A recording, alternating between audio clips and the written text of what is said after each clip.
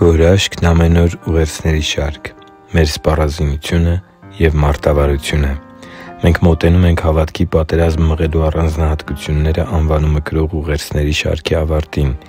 Այս ուղերձի մեջ մենք խոսելու ենք Տեր Հիսուսի աշակերտի սպառազինության և չարի բոլոր հնարքներից հաղթանակած դուրս գալու մարտավարության մասին։ Սիրելի՛ բարեկամ,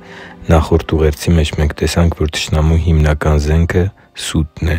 և մեր հավատքը թուլացնելու նպատակով նա գրոհում է երեք հիմնական ուղղություններով՝ կասկածի ու վախի մտքեր, այս աշխարհի հաճույքների ու մեղքերի գայթակղություններ, ինչպես նաև Աստվածաշնչի ճշմարիտ վարդապետությանը հակասող մոլորություններ։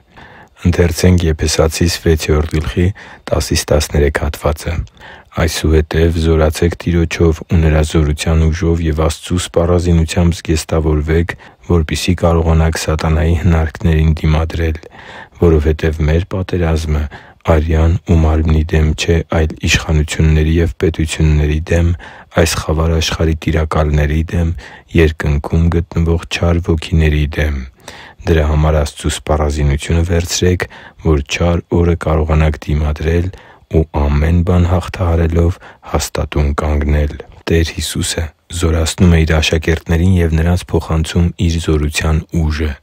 Նա հատուկ սպառազինություն է փոխանցել մեզ, որի օգնությամբ ենք կարողանալու սատանայի հնարքներին դիմադրել ու հաղթանակած դուրս գալ ցանկացած հոգևոր ճակատամարտից։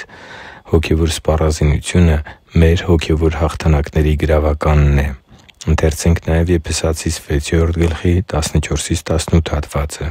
«Արդ հաստատուն կանգնեք ձեր մեջքը ճշմարտությամբ գոտևորված ու արդարության զրահը հագած, և ձեր ոտքերին պատրաստակամությունն իբրև կոշիկ հագած խաղաղության ավետարանը քարոզելու համար, և այդ բոլորի վրա հավատքի վահանը առեք, որպեսզի կարողանաք չարի բոլոր կրակոտ նետերը հանգցնել։ Առեք նաև փրկության սաղավարտը և հոգու սուրը, որ Աստծու խոսքն է։ Ամեն ժամ աղոթե՛ք և խնդրեք Հոգով» Աստծու համար թանկ ու սիրելի՛ զավակ, ճշմարտությունն իմանալը, ճշմարտությանը հավատալն ու ճշմարտությունը խոսելը քո հոգևոր հանդերձանքի գոտին է։ Այն ապահովում է քո շարժունակությունն ու հավաքվածությունը։ Առանց ճշմարտության գոտու առկայության քո կյանքը թափթփված ու խառնաշփոթ մի ընթացք է լինելու, որտեղ ավելի շատ հոգևոր պարտություններ են, քան հոգևոր հաղթանակներ։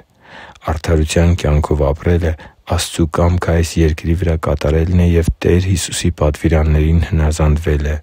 Այն աստվածավախության պտուղն է, որն աստվածային գերբնական պաշտպանություն է շնորհում քեզ հոգևոր աշխարհում։ Ավետարանի խոսքով մյուսների հետ կիսվելու պատրաստակամությունը քո ռազմական կոշիկներն են։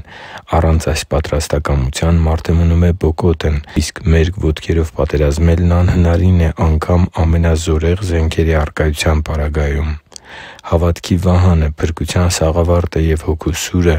որ Աստծու խոսքն է, մեր վերաբերմունքն են Աստվածաշնչի հանդեպ։ Առաջինը մեր վստահությունն է Աստվածաշնչի փոխանցած սկզբունքների ճշմարտացիության հանդեպ։ Երկրորդը մեր վստահությունը մեր փրկության և պատկանելության առումով։ Իսկ երրորդը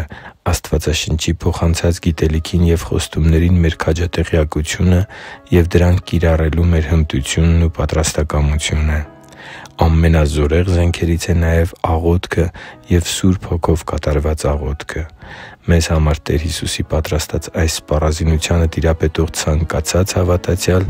մշտապես հաղթանակած է դուրս գալու չարի դեմ հոգևոր պատերազմներից և երբե՛ք չի տրվելու նրա խորամանկ հնարքներին։ Հիշի՛ր, որ դու Աստծո հրաշքն ես, և Աստված սիրում է քեզ։ Շնորհակալ եմ, որ դու կա՛ս։ Սիրով և աղոթքով, Արման Մանուկյան։